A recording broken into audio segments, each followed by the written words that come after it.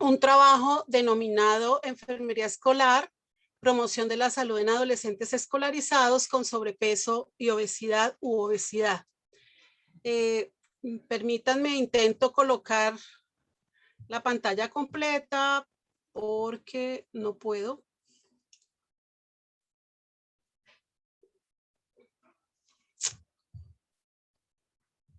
De pronto si le ayuda la coordinadora. Sí, permítanme, a ver, yo trato de... no me deja.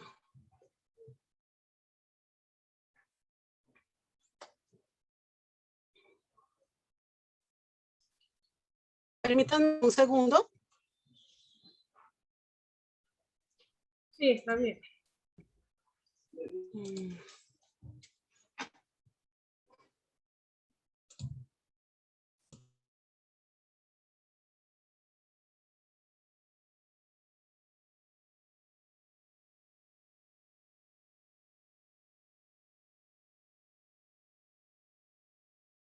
Ahí está proyectando la pantalla ya.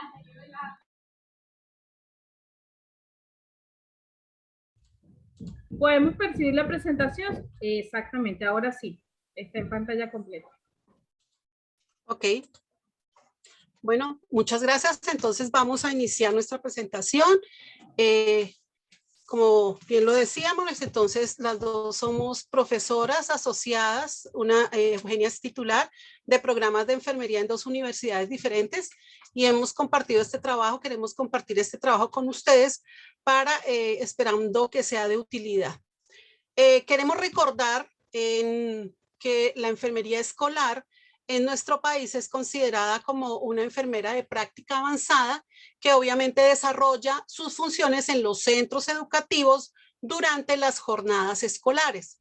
Nosotros aquí no tenemos jornada única, sino jornada mañana, tarde y en algunos colegios se hace jornada noche. Esta enfermera escolar entonces brinda cuidados en salud a todos los miembros de la comunidad escolar mediante un trabajo articulado con todo el equipo directivo y docente y con otros profesionales de la salud. ¿Para qué? Para mantener el bienestar de toda la comunidad, facilitar el éxito académico de los escolares y formar verdaderos agentes de cambio que generen sociedades más saludables. En cuanto a las funciones de la enfermería escolar, hemos considerado que todas las funciones que aparecen en esta gráfica son importantes y no solamente desde el punto de vista de nosotras las que somos docentes, ir a hacer una práctica asistencial, educativa o de enfermería escolar en las instituciones. Consideramos que es importante el asesoramiento, el acompañamiento y la formación, la parte investigativa, la gestión, la parte educativa y la parte asistencial.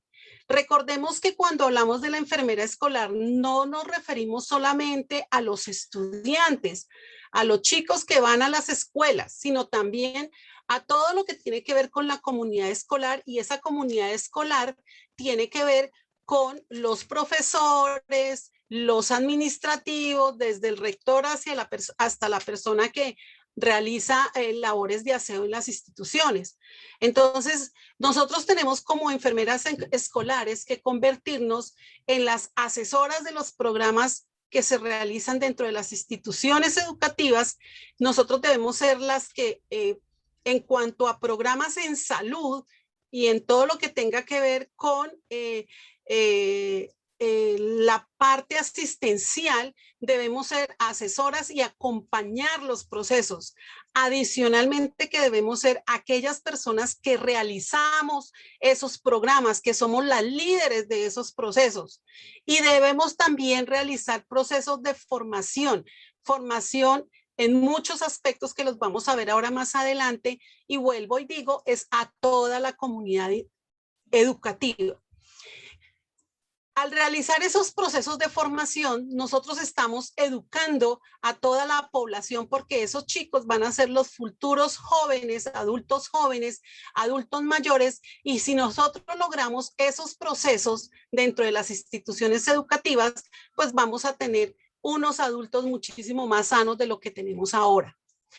La parte asistencial se refiere básicamente a que dentro de las instituciones debemos tener un lugar, un consultorio, un sitio especial para atender todas aquellas necesidades de la comunidad educativa con la cual estamos trabajando. Nosotros debemos gestionar recursos, gestionar programas asistenciales, programas educativos, programas de formación hacia la comunidad educativa, especialmente, obviamente, hacia los estudiantes. En enfermería escolar en Colombia no tenemos muchos procesos de investigación, pero en este momento se está fortaleciendo el área investigativa en la enfermería escolar.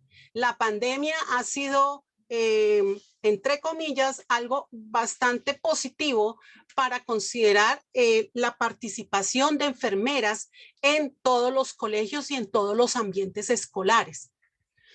La enfermería escolar tiene, digamos, como parte de los puntos que realiza esa parte asistencial que para nosotros es tan importante y que es importante conocer para poder direccionar y dirigir a los estudiantes y a las otras personas de la comunidad para que podamos tener un proceso en el cual cualquier persona de la institución pueda tener una buena atención asistencial fuera de la institución si es necesario. Ese proceso se inicia con un triage. Yo supongo que en todos los países latinoamericanos usamos el triage indicando qué tipo de condición tiene el estudiante en el momento en que llega. Nosotros damos en las instituciones escolares, nosotros damos los primeros apoyos y los primeros manejos dependiendo de la situación del paciente. Obviamente esta atención asistencial no necesariamente es por un accidente o una caída. Nosotros tenemos en las instituciones niños con diabetes, niños con enfermedades crónicas, por ejemplo, enfermedades huérfanas. Entonces, nosotros tenemos que, cuando uno de estos chicos llega a nuestro consultorio, tenemos que poder tomar una decisión de cómo vamos a atender a ese niño, a ese estudiante. Tenemos que hacer una buena valoración y anamnesis para poder determinar cuál es el diagnóstico que realmente tiene nuestro chico y poder tomar las decisiones en cuanto al tratamiento o al manejo y cuidado de enfermería que podemos nosotros darle. Y dependiendo de ese diagnóstico, de esos diagnósticos que yo haya hecho, debo tomar la decisión si el estudiante debe ser remitido a una institución asistencial, se debe enviar a control o a consulta con su médico de cabecera o el médico que lo atiende en la EPS. Y si ese es chico, posterior a esa asistencia al médico, debe volver al control. Estos pasos, entonces, vuelvo y repito, son pasos que nosotros debemos tener en nuestra institución de salud para dar atención a los estudiantes y a la comunidad educativa. ¿Por qué es importante tener una enfermera? ¿Por qué es importante la enfermería escolar en las instituciones? Entonces, consideramos que la enfermería escolar es importante porque teniendo esta población cautiva, vamos a dar una atención de calidad a las necesidades en salud. Nosotros vamos a tener estos chicos y les vamos a poder hacer seguimiento. Con el paso de los años, nosotros vamos a conocer a nuestros estudiantes y vamos a saber en qué condiciones están. Dentro de los programas importantes, los programas de promoción y prevención y el de adicciones a sustancias psicoactivas, a hábitos saludables, proyectos de vida y programas de mejoramiento de la autoestima o de consolidación de la autoestima y de esos proyectos de vida que tienen nuestros estudiantes. También podemos apoyar el trabajo de prevención de accidentes dentro y fuera del entorno escolar. Podemos hacer detección precoz de enfermedades transmisibles y de enfermedades crónicas no transmisibles, de violencia intrafamiliar y de violencia escolar o bullying. Podemos aprovechar teniendo enfermería escolar el cumplimiento de los derechos del niño, los códigos de infancia y adolescencia, la ley de convivencia escolar y la ley de inclusión. Entonces, si ustedes se dan cuenta, la enfermera escolar tiene muchísimo trabajo. Sin embargo, es una enfermera que no ha sido reconocida, o este ámbito laboral no ha sido reconocido en la forma que debe hacerse. Y ahora la importancia que tenemos para hacer todo lo que es el tamizaje, el seguimiento y el cerco epidemiológico a nuestros niños que han tenido en sus familias personas que han padecido de COVID o han sufrido de COVID. Ahora que se inicia el proceso de volver a los colegios, todos estos procesos epidemiológicos hay que trabajarlos, hay que concertarlos, hay que organizarlos en las instituciones. Y por eso la enfermera escolar debe ser la líder de esos procesos. Dentro de los problemas de salud pública sobre los que incide la enfermera escolar, entonces estamos hablando del exceso de peso. En Colombia, la encuesta nacional de salud y nutrición, podemos ver que los escolares de 5 a 12 años tienen un 24.4% de aumento en el peso. Para nosotros es súper importante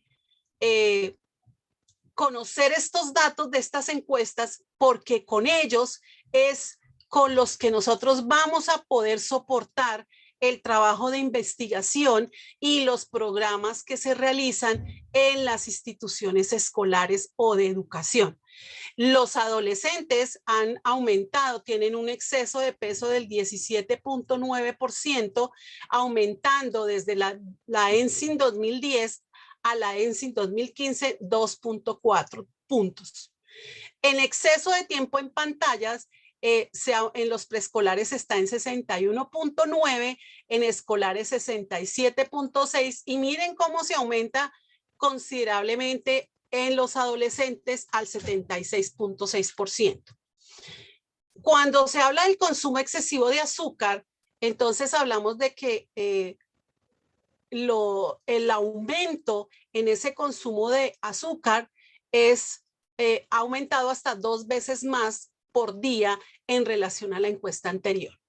Estos 3 elementos para decirles que fácilmente nuestros chicos en las escuelas van a sufrir de diabetes. Nosotros en este momento estamos intentando trabajar los elementos que encuentran aquí de una manera diferente. Sin embargo, nos sirvió para poder realizar un trabajo de investigación en esos adolescentes. ¿Y qué hemos encontrado?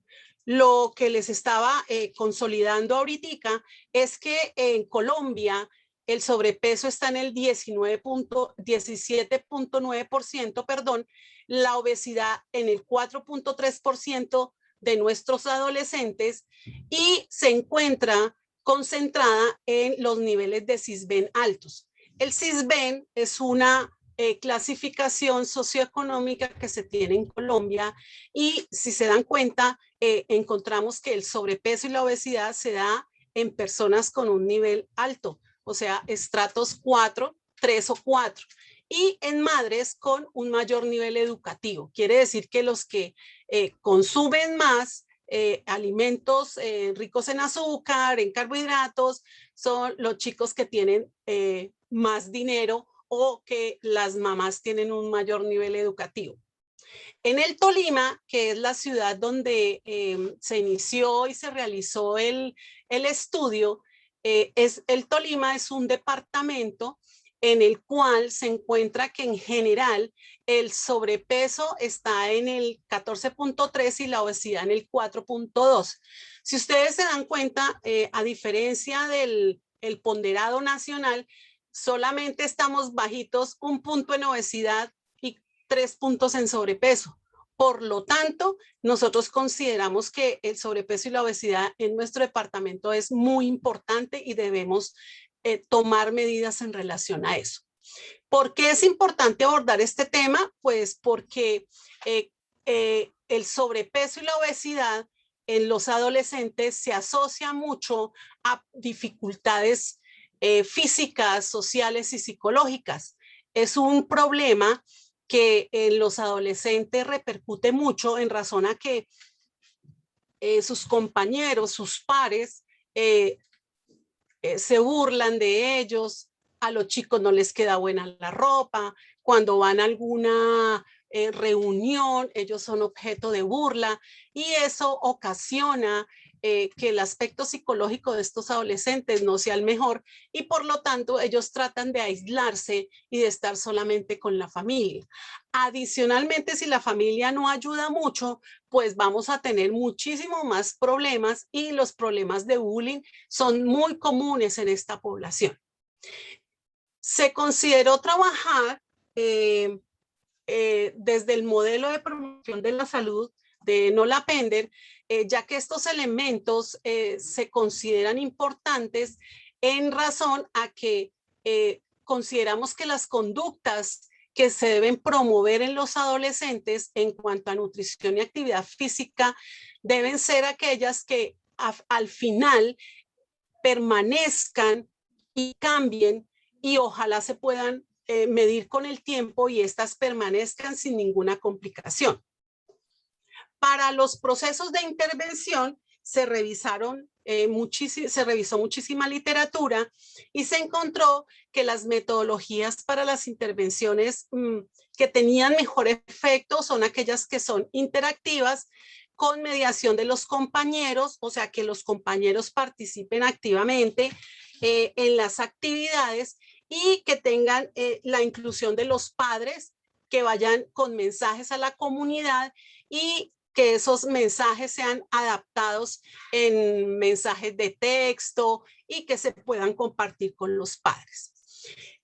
Cuando revisamos los efectos de las intervenciones, se consideró que en general la literatura lo que dice es que los efectos han sido de moderados a grande sobre variables de comportamiento como son actividad física, nutrición y salud mental. Teniendo en cuenta esto como base, entonces se pensó y se tomó la determinación de construir una intervención que promoviera la salud de los adolescentes escolarizados con sobrepeso y obesidad y básicamente teniendo en cuenta o lo que se iba a medir era el índice de masa corporal y las conductas promotoras de salud tanto en nutrición como en actividad física. Para el diseño del estudio, entonces se consideró que el diseño se propuso que el diseño fuera cuasi experimental en razón a que algunas de las variables que se iban a incluir, nosotros básicamente se aleatorizó la muestra tomando 2 colegios diferentes para que no tuvieran contacto, uno de los cuales se tomó como grupo control y otro como grupo de intervención. El grupo control tenía básicamente en su contexto de qué era lo que trabajaba, una charla que se da a nivel general en el colegio que tenía que ser relacionada con hábitos saludables. Entonces, este estudio, pues, se consideró que era un estudio cuasi experimental, determinando o buscando determinar si el efecto de esta intervención, que era multicomponente porque se iba a trabajar el aspecto cognitivo, el motivacional y el comportamental, si esta intervención podía tener un efecto en los comportamientos de salud y en los hábitos saludables, obviamente en el peso de los adolescentes de esta institución.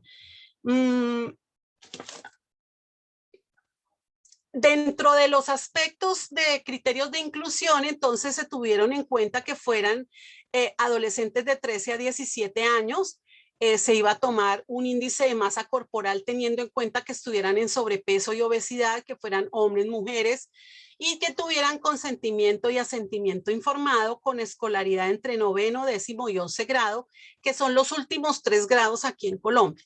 Recordemos que el consentimiento informado es el que firman los padres cuando los hijos son menores de 18 años, pero el asentimiento es la voluntad propia del estudiante para realizar y participar dentro del estudio. Dentro de los criterios de exclusión se excluyeron, adolescentes con lesiones físicas o incapacidades cognitivas, menores de 12 y mayores de 17, adolescentes que no firmen el asentimiento o así los padres hubieran firmado el consentimiento. Si los estudiantes no querían participar, se excluían del estudio. Y adolescentes con enfermedades metabólicas como diabetes u otras. Ustedes aquí ven el diagrama de flujo de los participantes.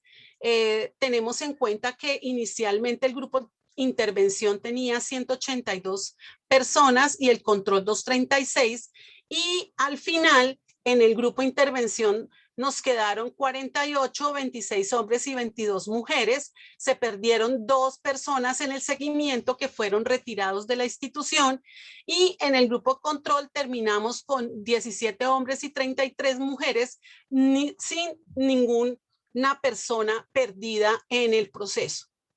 Dentro de las hipótesis que se manejaron, entonces tenemos las 2 hipótesis, son que el índice de masa corporal post-intervención en los participantes del grupo intervención es significativamente menor que el de los participantes del grupo control que recibieron la atención habitual. Y la segunda, que la conducta promotora de salud en nutrición y actividad física post-intervención en los participantes del grupo intervención es significativamente mayor que el de los participantes del grupo control que recibieron la atención habitual. Aquí quiero mostrarles cómo fue el protocolo de la intervención que se realizó. Entonces, el protocolo se realizó teniendo en cuenta los criterios que da Sidani y Braden en su libro, el cual les recomiendo para que lo revisen las personas que estén interesadas en realizar intervenciones. El receptor, entonces, eran los adolescentes escolarizados, el proveedor principal, todo lo que tenga que ver con enfermería. Nosotros como enfermeros no tuvimos proveedor auxiliar porque consideramos que estas intervenciones deben ser netamente dadas por un profesional de enfermería, y si es un profesional de práctica avanzada, muchísimo mejor. Sin embargo, tuvimos un auxiliar de investigación que nos realizó las mediciones de base, de seguimiento y la final. La intervención duró 8 sesiones de trabajo. Se trabajaron 4 sesiones en nutrición y 4 en actividad física, y se tomaron medidas a la sesión inicial, y posteriormente se tomaron 3 medidas adicionales. La final a los 2 y a los 4 meses, con sesiones de 1 hora, una vez a la semana por 8 semanas, y estas se realizaban en 60 minutos. En los intervalos entre una sesión y la otra se enviaban mensajes por WhatsApp y correo, los cuales enviaba el profesor que trabajaba con nosotros.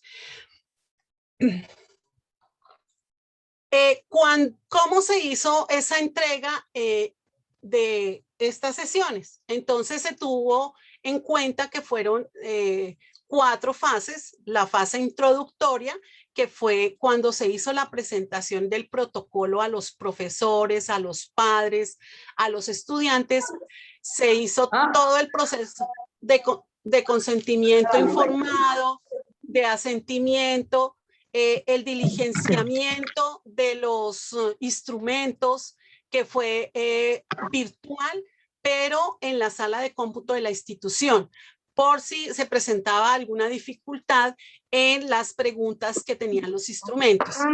Y las medidas antropométricas que se tomaron en el salón de deportes.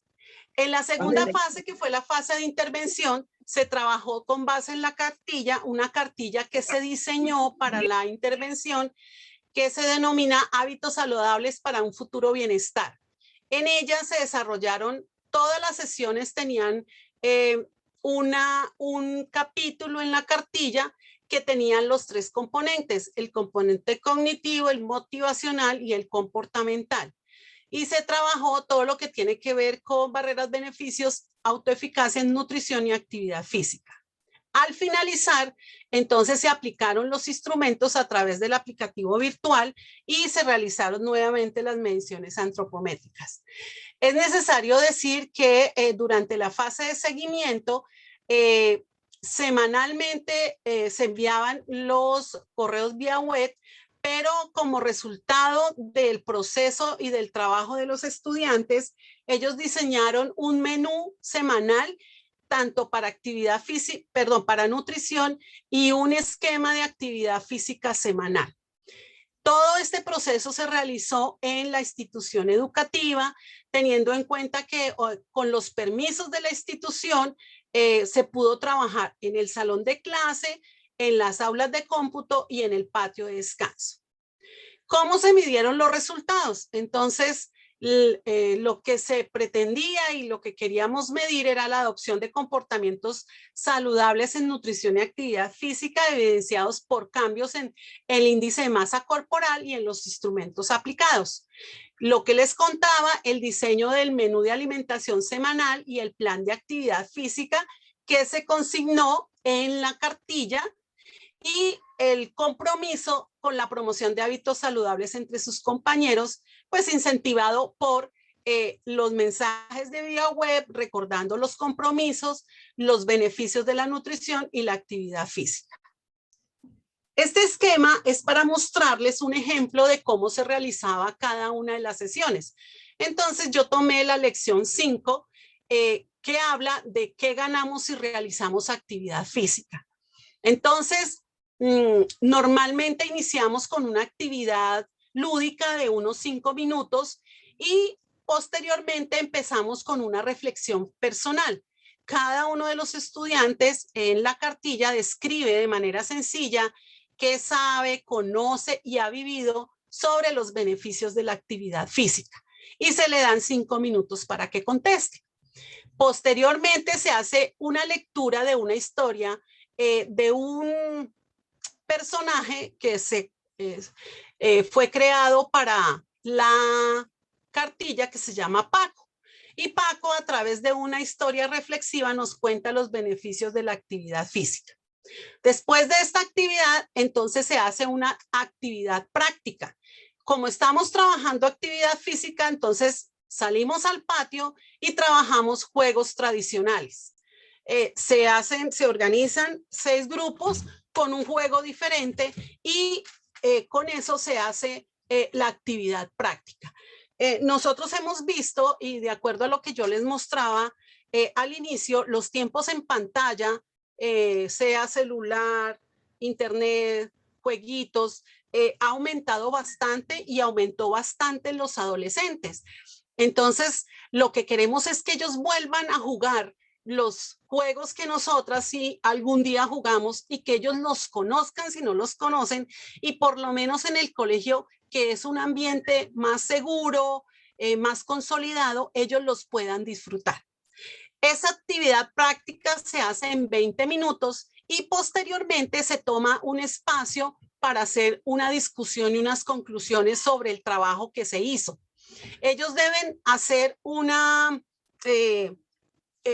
puesta en grupo de estas ideas y deben trabajar un compromiso personal. Después de ese compromiso personal, entonces vuelven a responder la primera pregunta y ellos ya deben incluir en ese momento el compromiso personal.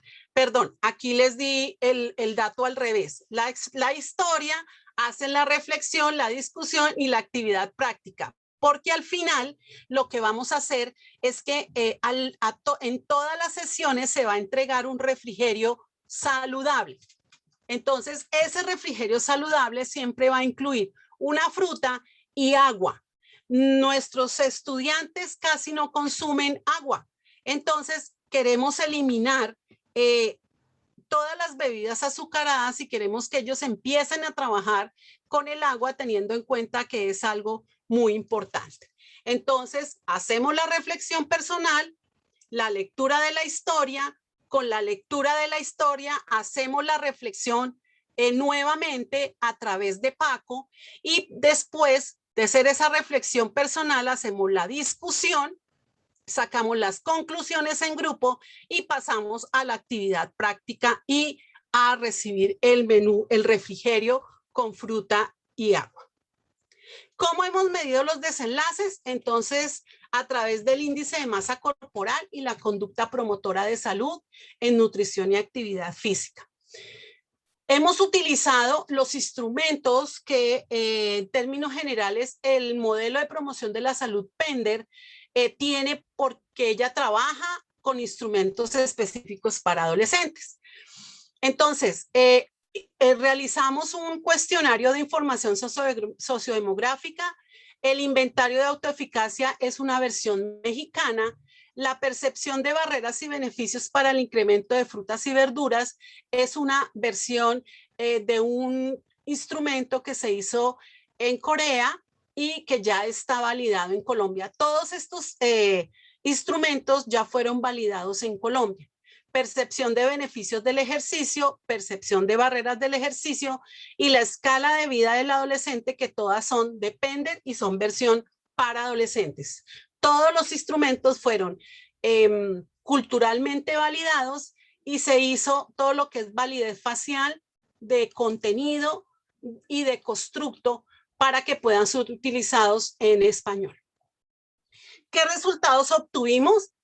Pues básicamente lo que nosotros hemos encontrado es que en cuanto a la caracterización de estos adolescentes en el grupo de intervención y control, encontramos que al inicio, si ustedes se dan cuenta, en cuanto al sexo, teníamos diferencias en cuanto al sexo, al índice de masa corporal y a la variable actividad física. Entonces, estas variables se ajustaron por sexo, y inclusive al ajustarse por sexo, las diferencias se mantuvieron iguales. En cuanto a los desenlaces en índice de masa corporal, encontramos que hay diferencias significativas en la variable índice de masa corporal. Para realizar estas mediciones se hizo prueba de Udema-Whitney y prueba TD-Student, encontrando que el valor P era significativo, que hubo cambio en el índice de masa corporal. En cuanto a la estimación del efecto, utilizamos el estadístico G de Hegges, que nos dio 0,577, que nos interpreta, el resultado es interpretado como que el efecto, la estimación del tamaño del efecto de la intervención es que tiene un efecto moderado respecto a la disminución del peso en adolescentes con sobrepeso y obesidad. En cuanto a los índices de eficacia de la intervención, ¿qué es importante resaltar de estos resultados?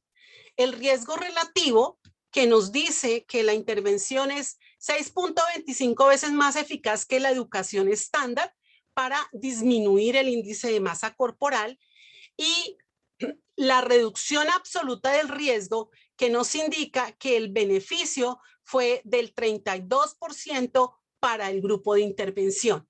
Por tanto, esto también apoya el resultado de un efecto moderado. En cuanto a las conductas promotoras de salud y nutrición, que encontramos que hay una diferencia estadísticamente significativa en el pre y en el post. O sea, que de acuerdo a los resultados obtenidos, sí hay una diferencia significativa, y que los estudiantes cambiaron en alguna manera su conducta promotora en cuanto a actividad física y nutrición. ¿Qué es importante recalcar en este momento de este estudio? Que obviamente el índice de masa corporal post-intervención es significativamente menor en el grupo intervención. Nosotros en la revisión de la literatura que encontramos, vimos que hay estudios que demuestran que la intervención que aplicaron no disminuye el índice de masa corporal significativamente.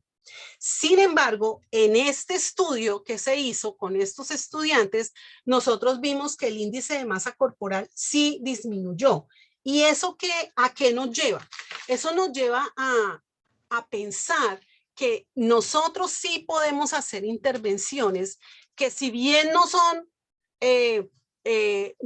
unas intervenciones muy grandes, sí podemos impactar en un grupo de estudiantes.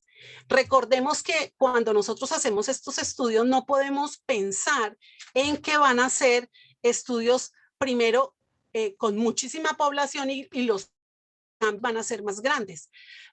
Pero sí pensamos que aportan a que algunos y a que un grupo de personas sí puedan tener unos comportamientos saludables muchísimo mejores y estos lleguen a ser personas que tengan una mejor calidad de vida. ¿Qué es importante en cuanto a la variable de peso en relación al índice de masa corporal? Si vemos, la conducta promotora de salud en nutrición fue la que más nos cambió. Quiere decir que nosotros, en estos estudiantes, sí está impactando esa parte nutricional. Recordemos que esos aportes nutricionales son los que nosotros debemos tratar de que cubran a toda la población, y a los estudiantes o a los adolescentes, pues ellos van a necesitar mucha más energía, van a necesitar nutrientes que les den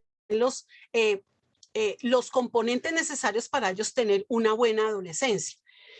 ¿Qué encontramos dentro de las cosas importantes del estudio? El desayuno. Los estudiantes, nosotros realizamos el trabajo con las mediciones y la intervención con estudiantes que tenían su jornada en la mañana. Y encontramos que muchos no desayunan. Entran a las 6:30 de la mañana y no desayunan. Siendo el desayuno, y ya con estudios revisados, uno de las comidas más importantes del día, y es vital para que estos chicos tengan mucha energía, que su cerebro esté activo para recibir lo que están encontrando en su ambiente escolar. Recordemos que la alimentación debe ser variada, equilibrada, saludable, pero también depende mucho del contexto y del nivel socioeconómico del que hablamos al principio. Por tanto, es importante recalcarle a los estudiantes esta parte del desayuno. Cuando nosotros revisamos la literatura, hay un estudio de Chamberlain y colaboradores del año 2017, donde ellos identificaron que la variable nutrición, sobre todo, tiene un efecto muy importante en cuanto a el tiempo que gastan y las condiciones en las que se encuentran los estudiantes, que es lo que hablamos del índice de masa, perdón, del nivel socioeconómico y de si desayunan o no desayunan.